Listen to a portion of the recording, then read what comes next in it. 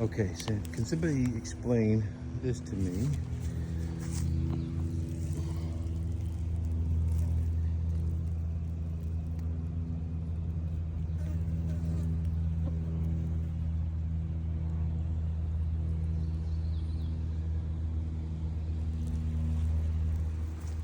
Like it's that thick all the way around this tree. And I don't think I've ever seen anything like that before. I mean, you can look out here and see all the holes that were generated from that.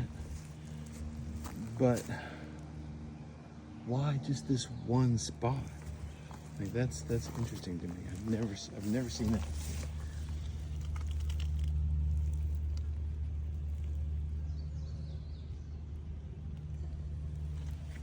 This is like cicada New York City or something. Like everything is right here. It's crazy.